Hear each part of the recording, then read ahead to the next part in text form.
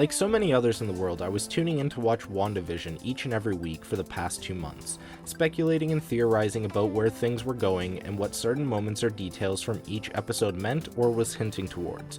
It became a regular part of my routine life. It did for a lot of other people too, which has led to a pretty interesting reaction from people online. Some people are of the mindset that the show told its story in a complete and satisfying way, while others have been left scratching their heads, feeling underwhelmed by a seeming lack of answers and unsatisfactory loose threads. I'm of the mindset that the show did a great job of accomplishing what it set out to do and didn't underdeliver on anything they outright set us up for. I think the most contentious part of that being the inclusion of Evan Peters, and we'll get into that and more as I dive into what I think led to the feeling of disappointment for some after the conclusion of WandaVision.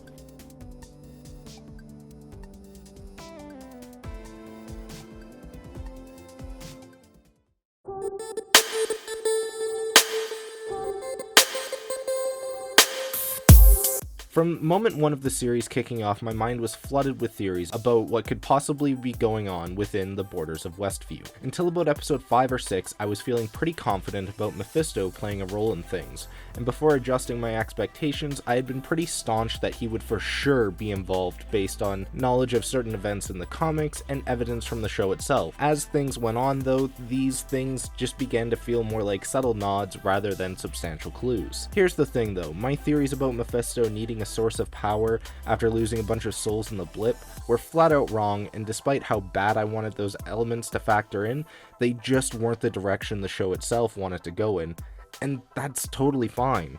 Our expectations shouldn't trump what the artist actually presents. It's fine to speculate, theorize, and hope for certain elements, but when we watch this kind of stuff, that has to be left at the door. For example, I don't think it was at all reasonable for anyone to have been bothered or let alone upset by the Aerospace Engineer situation based on what was presented to us in the show. There's another element to it which we'll touch on later.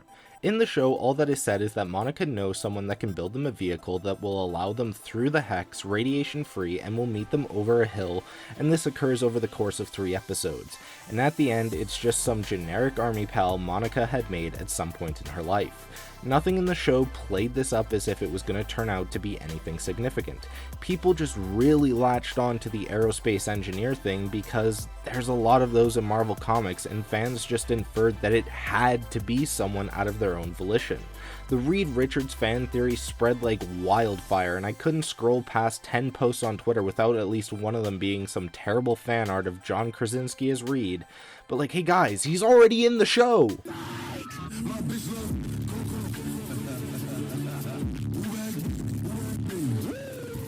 Anyways, my point is, speculation on this was really built from nothing, and nothing more than just fans who are literally just hungry for this stuff. I mean, prior to WandaVision, it had been 1.5 years since the last MCU outing in 2019's Spider-Man Far From Home. So I think a lot of this ravenous speculation stems from fans just wanting to get as much possible out of this new taste of the MCU. I know that it's exciting that we're going to be getting Fantastic Four eventually, but everyone just needs to cool their jets a bit. John Watts isn't secretly filming the movie in Australia with Jennifer Lawrence right now. If you believed that for even a second, I don't know what to tell you honestly. Now there's 1,000 other things I could dig into like this about how fans clung onto something that they thought was substantial, but was the equivalent of clinging on to that extremely brittle and thin rock you learn about in the 3rd grade. You know the one. But I think the only really one worth giving any more time to is...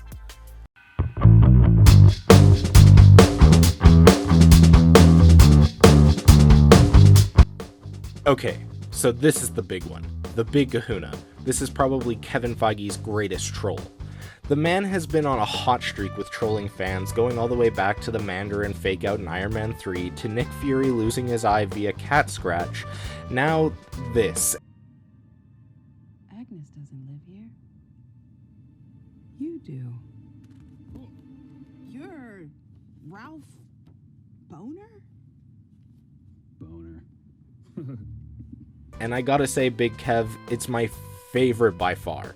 A lot of people feel betrayed by the big shocking reveal that Pietro is actually none other than just an ordinary citizen of Westview named Ralph Bohner, who was under the influence and at times direct control of Agatha Harkness, as opposed to being the same character from the X-Men films. So look, on the surface, I get it. Evan Peters is without question the definitive on-screen Quicksilver we've had. I have no problems with Aaron Taylor-Johnson or anything, but Peters always brought a really exciting and fun energy to the role that was unmatched. Yes, it would have been great to have it be the case that he just crosses the aisle and becomes the new de facto MCU Quicksilver, but they never hinted that to be the case, or let alone flat out said that was happening. Everything in the show with him made it abundantly clear that he wasn't the same character we had all enjoyed seeing in the X-Men films.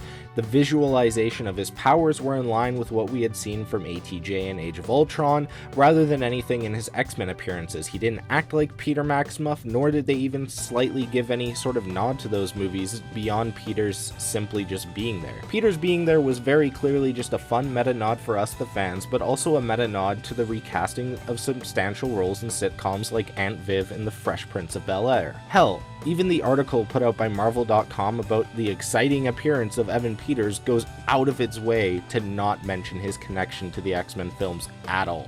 The only thing that even slightly could have been considered as a hint or misleading is the described video version of the episode that says, "At the door, it's Pietro from the X-Men film series," which I contend was simply just a point of reference for viewers who are visually impaired to be let in on the tongue-in-cheek appearance. This one, though, is definitely far more intentional in terms of purposefully misleading fans. They very obviously knew that fans would infer that he'd be connected to the X-Men, and that would generate easy buzz and excitement for the series, and I don't think there's anything wrong with that on the surface, because in their storytelling they never mislead us down that path, outside of the initial shock of seeing him. Ultimately, I think the show found itself doing that a lot thanks to the ever-infuriating side of these movies and TV shows.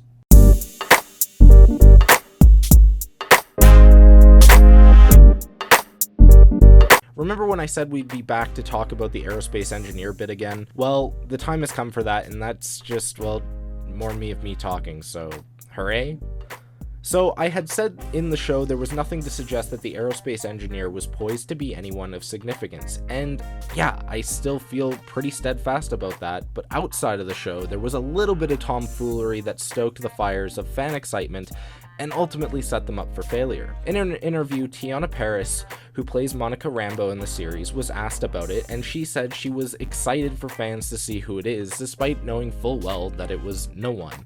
I don't fault Paris for this, as she was just doing her job to market and promote the show and was likely given direction by Disney PR to play into the Aerospace Engineer thing simply because it was generating a lot of buzz, and this would only increase that, and the gain in viewership, notoriety on social media, or whatever would outweigh any complaints from fans. So yes, I think to a degree there is blame to be put on someone other than fans and their expectations, but I think putting that in the laps of the creatives isn't entirely fair, and think it falls more onto the marketing departments that seem to be very willing to lean into playing up bullshit fan theories and weaponizing that just because it'll generate more buzz and discussion for the show. Basically, marketing is gross and predatory, and basing your expectations for something solely off the marketing for it is just flat out going to lead to you having copious amounts of disappointment. Marketing, unfortunately, can have huge negative impacts on the media we consume, whether it be in creating false expectations for fans or pressuring creatives to complete their projects before it's even close to being ready because the marketing really dug themselves a hole release date-wise. Hopefully, after some time passes, fans who felt underwhelmed, misled, or let down can go back and rewatch the show and take it for what it is as opposed to what they expected or what unrightly was overpromised to them by gross marketing teams.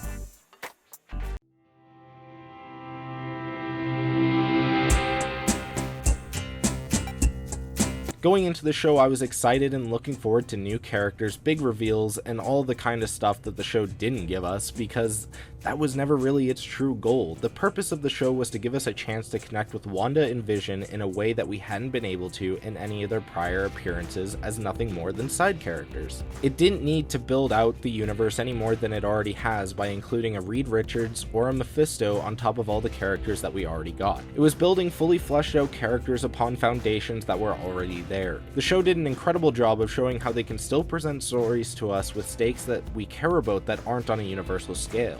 Yes, the entire universe being in jeopardy is a bigger deal in the grand scheme of things, but a town of thousands being tortured and held captive is easily just as, if not more compelling. I was captivated from start to finish by the three powerhouse performances from Elizabeth Olsen, Paul Bettany, and Kathryn Hahn. I loved exploring Wanda's life history and seeing how grief and trauma take a toll on someone, and what happens when that someone is an all-powerful chaos magic wielding witch. Visually, the show was incredible and always felt fresh and fun, even when it was just two witches throwing balls of energy at each other in the sky. I know not everyone loved that, but for me, it worked and felt like we built to that pretty naturally, and thought the rune's reveal was clever. Also, it's hard to argue against Monica being the standout character of the show. She just so naturally feels like the kind of hero I want a universe like this to have. She trusts her instincts, isn't afraid to fight for what she knows is right, and is willing to put herself in harm's way to save others, and is just an all-around likable character. This is a character I want to see stand on her own someday in her own property.